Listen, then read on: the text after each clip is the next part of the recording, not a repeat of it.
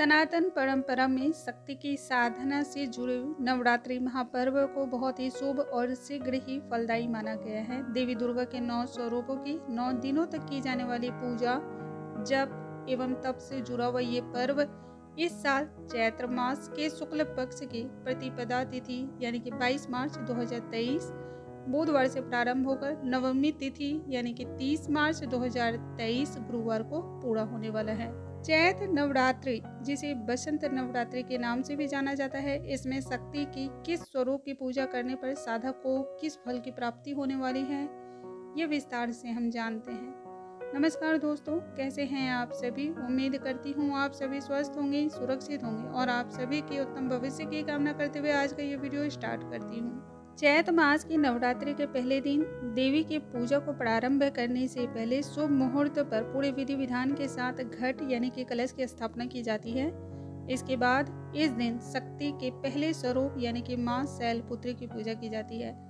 माता शैलपुत्री, जिनके माथे पर अर्ध चंद्र सुशोभित है, उनकी पूजा करने पर व्यक्ति के कुंडली के चंद्र दोष दूर होते हैं और तन और मन दोनों का सुख प्राप्त होता है। नवरात्रि के दूसरे दिन शक्ति के दूसरे स्वरूप यानी कि मां ब्रह्मचारिणी की पूजा का विधान है। ज्योतिष के अनुसार माता के इस पावन स्वरूप का संबंध मंगल ग्रह से होता है।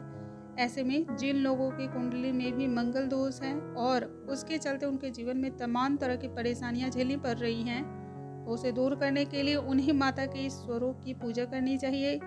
माता के इस पावन स्वरूप से उनके जीवन में सदाचार, संयम, त्याग और भी गुणों की वृद्धि होती है। शक्ति के तीसरे स्वरूप यानी कि मां चंद्रघंटा की साधना करने पर व्यक्ति की कुंडली में शुक्र ग्रह से जुड़े हुए दोष दूर होते हैं और उसे माता की कृपा से सभी प्रकार के सुख और समृद्धि की प्राप्ति होती है। मान्यता भी है मां चंद्रघंटा की साधना से व्यक्ति के जीवन में जुड़े सारे दोष एवं पाप भी दूर होते हैं। नवरात्रि के चौथे दिन शक्ति के स्वरूप कुष्मांडा की पूजा की जाती है। ज्योतिष के अनुसार मां कुष्मांडा का संबंध प्रत्यक्ष देवता माने जाने वाले सूर्य से होता है। ऐसे में यदि आपकी कुंडली में सूर्य से संबंधित कोई भी दोष हो और आपको उसके कारण जीवन में तमाम तरह की परेशानी का सामना करना पड़ रहा है, तो ऐसे में आपको नवरात्रि के चौथे दिन देवी कुष्मांडा की पूजा विधि विधान से करनी चाहिए। माता के स्वरूप की पूजा करने पर व्यक्ति के जीवन की सभी शत्रुओं का नाश होता है और उसको यश की वृद्धि मिलती है। चैत्र नवरात्रि के 5वें दिन मां स्कंद माता की पूजा का विधान है। माता के इस पावन स्वरूप की पूजा करने पर साधक को सभी कामनाएं शीघ्र ही पूरी होती हैं एवं देवी स्कंद माता की कृपा से सभी सुखों को भी वो भोगता है। अंत में मोक्ष की प्राप्ति होती है। मां स्कंद माता की पूजा से साधक की कुंडली में बुध ग्रह से जुड़े हुए दोष दूर होते हैं और उसे कैरियर और कारोबार में मनचाही तरक्की मिलती है। चैत्र नवरात्र के छठे दिन माता कात्यायनी की पूजा का विधान है। ज्योतिष के अनुसार शक्ति के इस दिव्य स्वरूप की पूजा का संबंध देवगुरु बृहस्पति से है।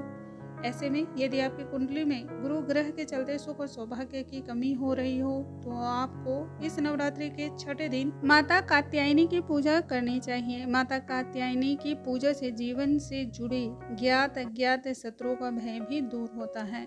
चैत्र नवरात्रि के दिन पूजी जाने वाली मां कालरात्रि का संबंध शनि ग्रह से माना जाता है और इनकी पूजा 7वें दिन की जाती है। ऐसे में यदि आपके जीवन में शनि की ग्रह की वजह से उथल पुथल मचा हो या आपको अलग अलग तरह से कष्टों ने घेर रखा हो, शनि आपकी कुंडली में नीच अवस्था में हो, तो ऐसे में आप नवरात्रि के 7वें दिन पूरे विधि विधान से मां कालरात्रि की साधना करें। मां कालरात्रि की पूजा और व्रत को करने से व्यक्ति के सभी प्रकार के पापों और शत्रुओं का शमन होता है।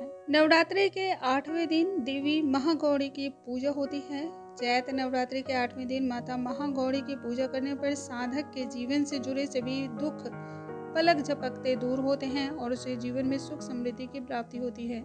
ज्योतिष के अनुसार मां महागौरी की पूजा से साधक के कुंडली में राहु से जुड़ी सभी समस्याओं का समाधान होता है। चैत्र नवरात्रि के आखिरी दिन यानी कि 9वें दिन शक्ति के सिद्धिदात्री स्वरूप की पूजा का विधान है। नवरात्रि के 9वें दिन देवी सिद्धिदात्री की पूजा से साधक के सभी काम शीघ्र ही और जल्द ही सफल भी होते हैं।